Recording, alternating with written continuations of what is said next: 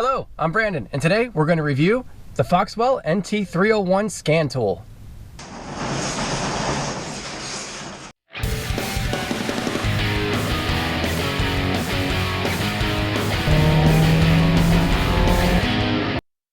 What's up, guys? Welcome to Extreme Daily Drivers. We are always balling on a budget and wrenching our garage. Today we are going to review the Foxwell NT301 scan tool. The good people at Foxwell sent me one of these in the mail, asked me to take a look at it, asked me to use it, and asked me to do a review on it. So that's what we're doing today. So my 2006 Scion XB has been throwing a code for months now. Every now and then the check engine light will come on, but sometimes it goes off and then comes on again. Now I haven't done any repairs to the car, so I know there is an issue. So we're gonna use this NT301 today. We're gonna plug it in and we're gonna see if we can not only find out what that code is, but also clear it. So the first thing we're gonna do is get under the dash, plug this end of the code reader into our ECU port underneath the dash.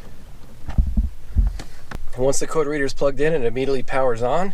And now we're going to go ahead and start the car.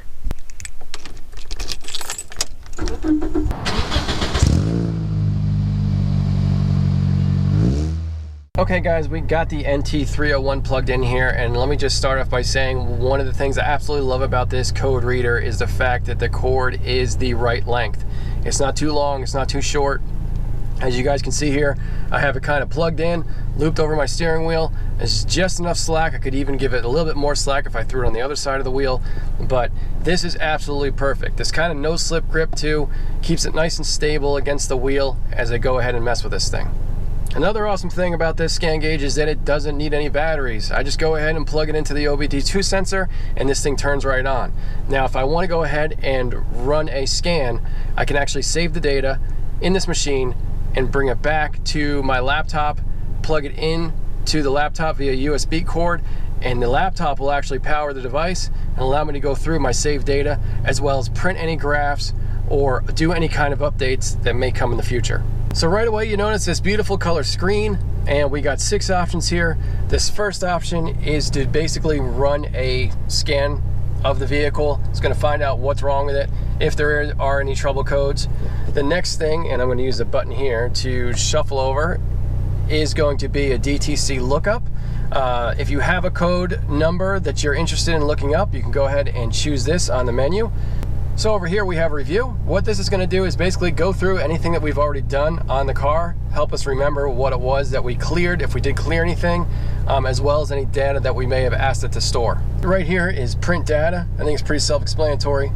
Again, one of the great features about this NT301 is you can go ahead and hook this up to a laptop, hit a button, and print out any of the data that you may have stored in here. After print data, we click over to About, and what About's going to tell you, if I hit enter on it real quick, it's going to tell you basically the latest version that this device is running. And the last little icon that you need to be concerned about is this setup button. Inside the setup is where you're going to change the language, configure monitors, unit of measure, and turn off the beeps. One of the first things I did was I went down to unit of measure and I turned it to English. So now that we have this plugged up, there are lots of options here, but what we're going to do first is we're going to hit this I am button. And what this is going to do is going to go through the computer and it's going to let us know whether or not this car would pass a smog test. So just after a few seconds we can see that we would fail smog test. We have this red indicator light right here, as well as this red number 1 signaling that there is a code stored. Okay, so here we are back at the home screen. We know we have an issue here. We know that we are failing a smog test for a code. So let's go ahead and find out which one that is. We're going to go ahead and highlight this OBD2 button here and go ahead and hit enter. So after a couple seconds, this runs a diagnostic test and asks us if we want to save our previously stored data. We're going to hit yes in this case. So that brings us to the diagnostic menu where we have a bunch of different options here. So we want to find out why this is failing an emissions test, so we're going to go ahead and read the code by hitting enter. Alright, so now it's asking us, do we want to see the stored codes, the pending codes, or the permanent codes? So we're going to start at the top, go ahead and hit enter. So this just told us that we failed for PO420, which is the Catalytic Systems Efficiency Below Threshold Bank. Now normally, no one would know what the heck that means. But that's okay, because we don't need to know, because this thing is going to tell us. See, so whenever you see a little blue question mark like this, you can go ahead and hit the help button, and it's going to tell us exactly what the symptoms could be that cause us to throw that code. So let's go through these. So we have incorrect fuel grade, right? So it could have been possible that I got some bad gas somewhere that caused this to get thrown.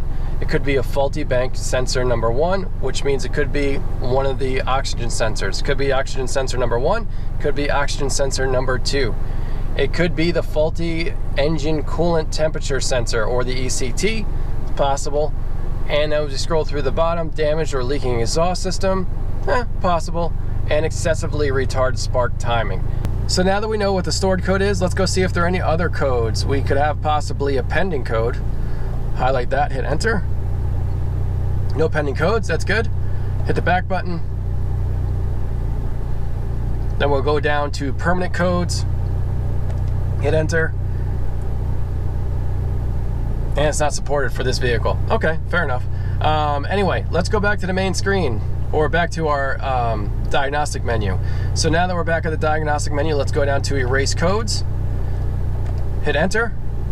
Erase trouble codes, are you sure? Of course I'm sure. Erase done. Press any key to continue. Okay, so now we did have a red light. Now we have a yellow light. Let's go ahead and run this test again and see what happens. All right, it came back green. So do you remember the DTC1? That was the code that was thrown. That's gone now. We're still in yellow because this thing knows that there was an issue. We just kind of bypassed it, cleared the code out, but really didn't fix anything just yet.